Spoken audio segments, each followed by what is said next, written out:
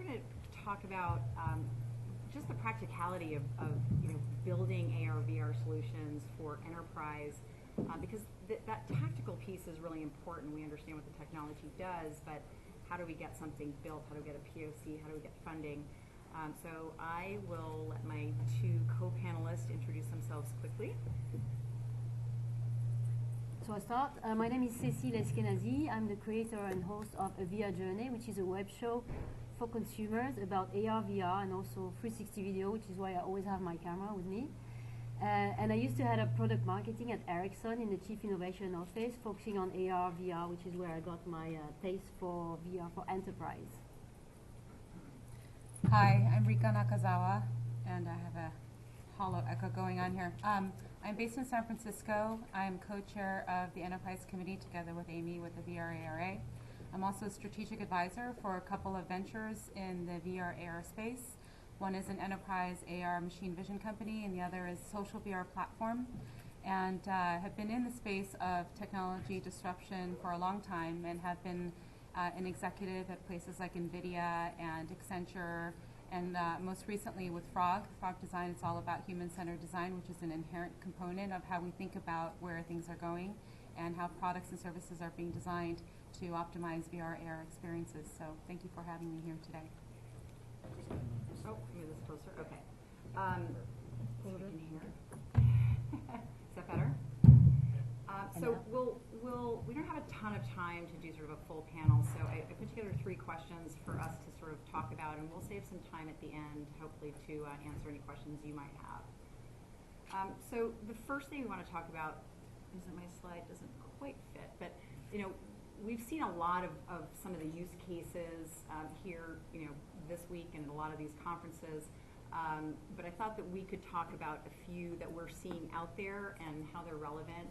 And the reason I wanted to start with this is that one of the key strategic elements is build for the win.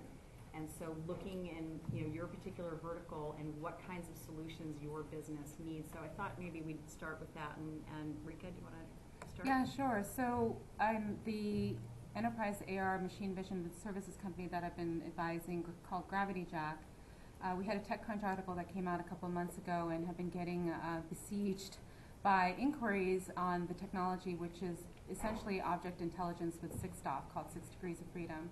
And the reason why that has some compelling use cases in industry, particularly in automotive and industrial use cases, is because the ability to actually identify a part with 6 degrees of freedom has applications around parts picking, which one mistake can hold up a production line.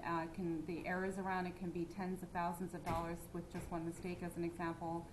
And as well as with assembly and storage of different pieces of a machine, as you can imagine. And then, of course, the use cases that most of you have been hearing about is really around training and maintenance.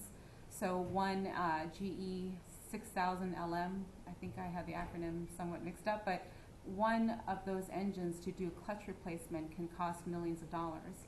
So the ability to be able to manipulate and use machine vision as a service to be able to service that brings that cost down to 2/3 of that in some cases, and that's in the early days of what we've been seeing with the platform. So those are some of the areas, and as well as healthcare. With the ability to do 6DoF, you can actually take a textureless mannequin, which up until then, in an application using HoloLens, the idea was to nail the mannequin down or super glue it down to the table, which obviously in the real world is not going to work if you want to super glue a human being down. But with the ability to actually apply surgical training and actually be able to use that on a real human being, those are the sort of things that are going to be the most compelling as we've seen it in some of the cases at Gravity Jack. And Cecile, so can you talk about some of the things maybe that you were working on at Ericsson? Yeah, and things so you've seen? for me, one of the strongest use cases is just-in-time information using augmented reality. So having the right information at the right time in the right format, right in front, in the line of sight of the worker, in a work environment, to leave them hands-free to perform their task and giving them really superpowers as they get the information they need. This is really helpful in industry environments and companies like elevator company like ThyssenKrupp.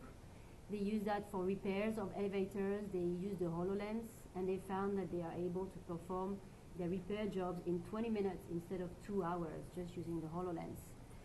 In the industry as well, there's companies like Boeing. They use AR smart glasses to wire planes, and they have reduced their production time by 25%, and the error rates almost down to 0, also using smart glasses. Another one is GE. They also use the same technology, and there's been various studies with GE and other companies. On average, we see productivity gains of about 32%, which is huge. Another use case which is compelling in my view is communication and collaboration in a virtual space.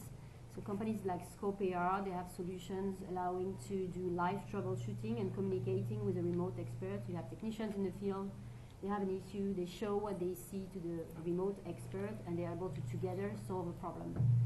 And the third one, which is really important, is what is important for the design industry that you have there, is 3D model creation and visualization.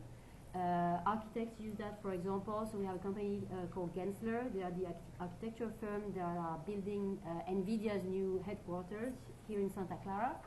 And they use VR and AR every step of the way to improve their design processes. And they even use VR to show, to get a walkthrough of the new building before it's built, so that the CEO could approve it. That's good. So again, it's one of the first steps is identifying the right use case, and moving forward. So I'd like to talk to you both a little bit about how companies should approach their initial foray into AR/VR. One of the things I do with my clients is we spend 2 weeks or a month talking to all the stakeholders, because there's a lot of times you might have 6 or 7 or 10 or even in the teens little silos ferreting away on their pet AR/VR project, and sometimes there's an economy of scale, sometimes there's not, but it's important to kind of galvanize the troops and make sure that everybody's on the same page and utilizing the resources effectively. So that's one challenge. What are some of the other things that you would share in terms of getting buy-in, getting budget, and really getting a POC and a product off the ground? So I would say start by being very clear about your budget and what your goal is. So you may have multiple goals, but you need to know exactly what the direction you're going. So are you trying to reduce costs? Are you trying to improve productivity? Are you trying to have a better customer experience? Or maybe limit risks? Or just showing innovation? So depending on those goals, the solution will go into a different direction. And then I would say don't do it alone. Get an expert, get a company like Amy or similar company who knows the ecosystem, they know the right partners, and they can advise you into which tool you use. And also, don't try and build everything from scratch. So start with the proof of concept and a demo, and maybe use existing tools. So use solution, I mentioned Scope AR. If you want to do VR collaboration, there's a really cool French startup called Mimesis. They use a Kinect to capture your full body, so you can see your full body in a VR experience in a shared environment. That's an example. If you want to do training and simulation, there's a company like Stripe. There's plenty of players, so pick the right player to help you, because you're not going to become the VR expert in your company on your own. And then another thing that we use at Ericsson that was really powerful to get buy-in from stakeholders was to visualize what the solution would look like. So we actually asked artists to create drawings to illustrate what the solution would look like, and that helped us stimulate the imagination to build the right solution, and also to show that to all the stakeholders from the bottom to the very top to get the buy-in for the project. Enrica, what's been your experience? Everything she just said.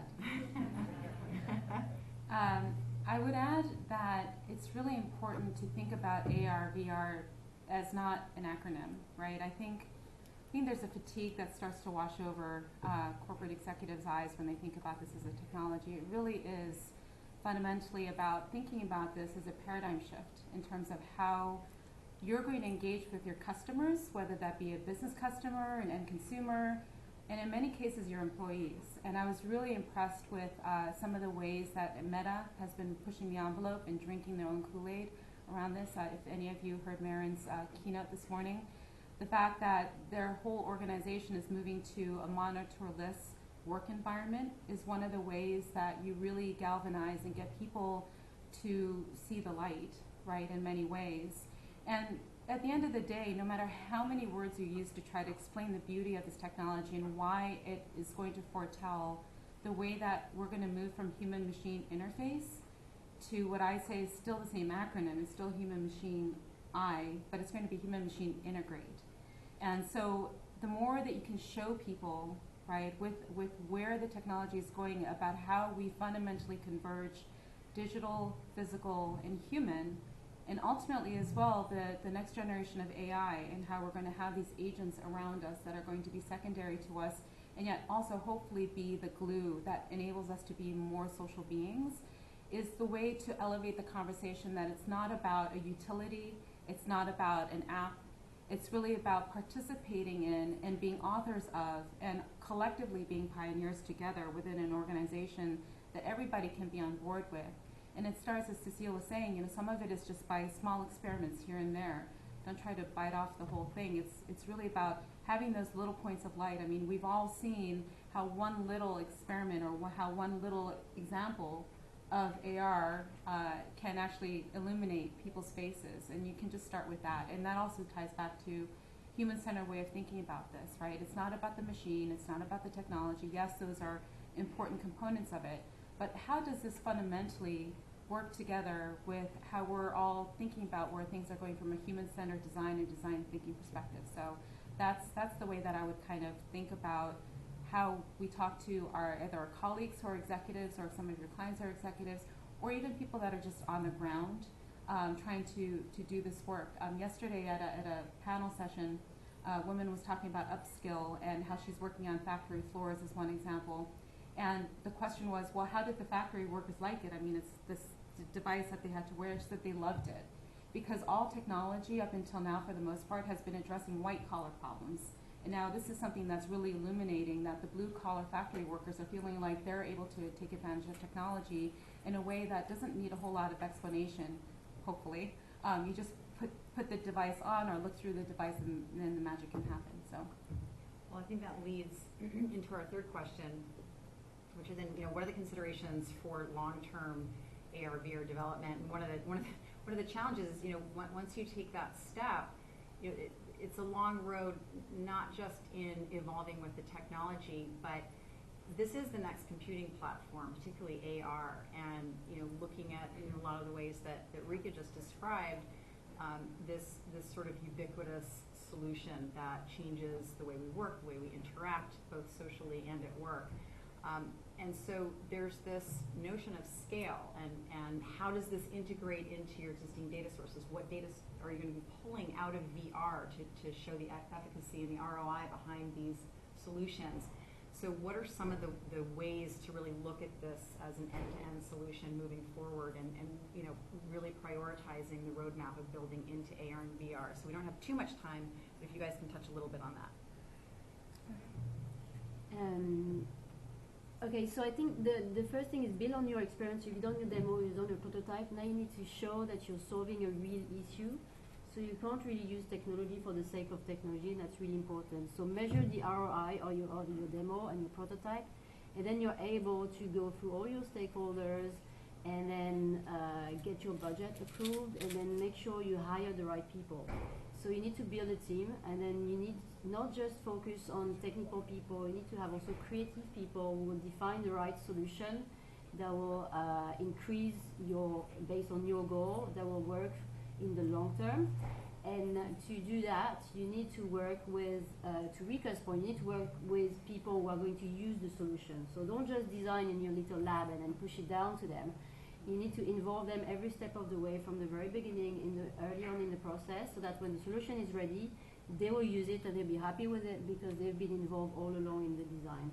And then once you've got first, we maybe will expand, and you'll do that in other divisions, and you'll do that in various stages in your company. So I say go step by step and be very concrete, work towards a very defined goal. I would just say balance as well. I think it's going to be very important for us to remember to unplug. Sometimes that's where some of the out-of-the-box thinking happens, right? The art of the possible is the minute that you unplug. So when Archimedes sat in the bathwater, that's when he had the eureka moment. It wasn't when he was in his lab or trying to solve some deep computational problem. So I think in the long term, rather than going down this rabbit hole and getting too wrapped up in the digital and all that, is unplugging, Time's up. Unplugging. So this afternoon, everybody take a walk outside, turn off your cell phones, and come back, and you might have new revelations of the future of VR AR. With that very indelicate, it was like being played off by a dog. It was terrible. Sorry about that, Rika. All right. Thank you so much. Are there any questions? Do we have time for? Unfortunately not. No, So, okay, all right, you know, so- what I'll do is to encourage the audience here to seek them out. Yeah, and we'll get a copy of this, and whoever sent that will reply to you after this. And thanks again to all of you.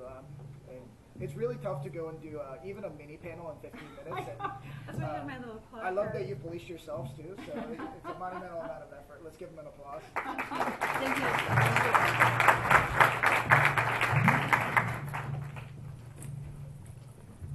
Okay, so we are up to the